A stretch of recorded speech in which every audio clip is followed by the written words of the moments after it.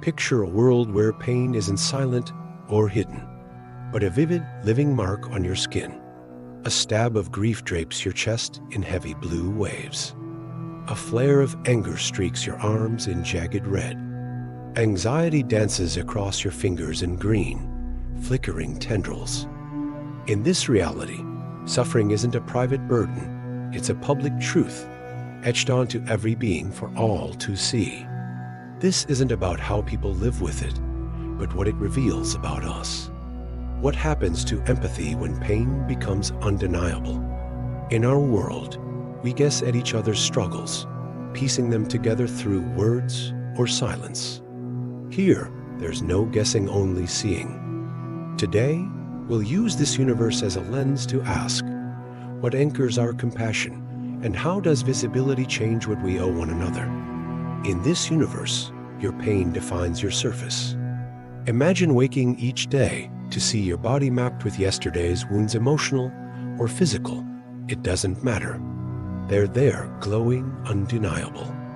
In our reality, we curate what others see, hiding our fractures behind smiles or stoicism. But here, there's no mask.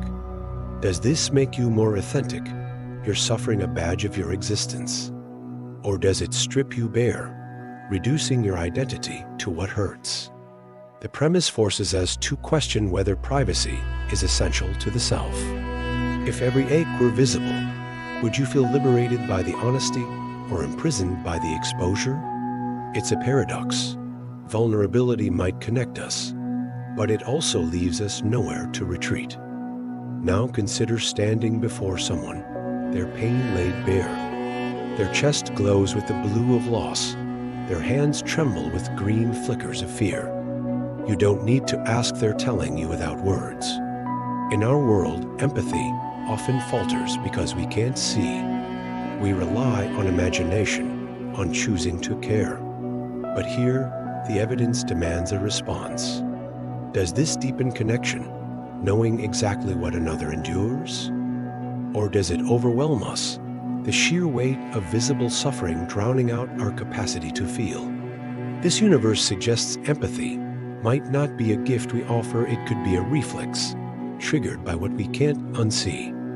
Yet that raises a question. Is forced compassion still compassion? Here's where it gets heavier. If pain is visible, ignoring it becomes a deliberate act. You can't claim ignorance when someone's red-streaked anger or blue-shrouded sorrow stands before you. In our reality, we can turn away from what's unspoken, preserving our comfort. But in this universe, every glance is a confrontation. Does this heighten our duty to act, offering solace, easing burdens? Or does it paralyze us, the endless gallery of suffering too vast to address? The premise challenges the idea that morality is optional. When pain is a signal flashing in the open, helping might not be a choice, it might be an obligation. What does that say about our willingness to look away now? But does visibility truly clarify suffering, or does it distort it? Imagine judging someone's pain by its brightness, its hue. A vivid red might scream louder than a faint green, yet the quiet ache could cut deeper. In this universe, we might rank what we see, assuming the boldest patterns matter most. In our world, we wrestle with this invisibly misreading silence, overvaluing tears. The difference here is the temptation to quantify, to let the eye dictate worth. Does that make empathy more honest, grounded in what's tangible? Or does it cheapen it, turning a shared human depth into a spectacle of surfaces? The question lingers, is pain's truth in its feeling or its form? Let's step back to our reality. We carry pain in silence, in shadows. No glowing marks betray our struggles. We choose what to reveal, what to bury. This alternate universe strips that choice away, but it also strips the ambiguity that lets us connect through effort, through trust. Here, suffering is a fact. There, it's a mystery we unravel together. Which fosters truer empathy?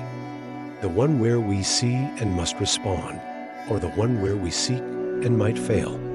Our hiddenness shields us, but it also isolates us. Their visibility binds them, but it might overwhelm them. The contrast asks us to reconsider what builds compassion, the act of imagining or the refusal to look away. In this universe, knowledge is inescapable. You know who hurts, how they hurt, every time you look at them. There's no polite distance, no feigned ignorance. Think about that weight, not just bearing your own visible pain, but carrying the sight of everyone else's. In our world, we can close our eyes, assume resilience, move on. Here, every encounter is a ledger of suffering. Does that make you more human, attuned to the raw pulse of existence? Or less, crushed by a clarity you can't escape? The premise suggests that empathy might not be a virtue, it might be a consequence, born of what we can't unlearn. Yet even here, there's a choice. You could avert your gaze, refuse to engage the glowing patterns around you. It's harder. Sure, their light still catches your eye, but it's possible. In our reality, we do this daily, passing by the unseen, the unheard. The difference is ease. Our pain hides, theirs demands. This universe reveals a truth we dodge. Empathy. Isn't T just feeling it as choosing to see? Whether the suffering is a faint ache or a radiant cry, the act of looking shapes us. Does visibility force that choice, or does it mock it, turning a moral act into a passive one? The question cuts both ways. So what do we take from this? In their world, pain's visibility binds them to each other, a web of undeniable truths. In ours, its hiddenness frees us, but also separates us. Empathy here is a spark we strike in the dark. There, it's a flame that never dims. Neither is perfect, both reveal something about us.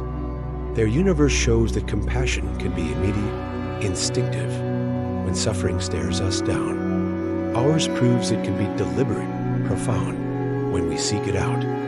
The insight lies in the balance.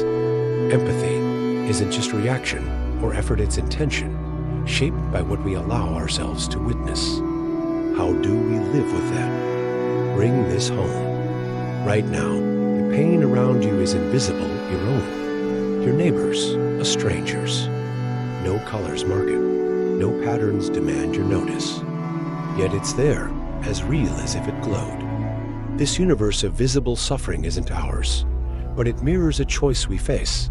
To look closer, to imagine what doesn't show, or to pass by. If their clarity deepens connection, our mystery might deepen meaning.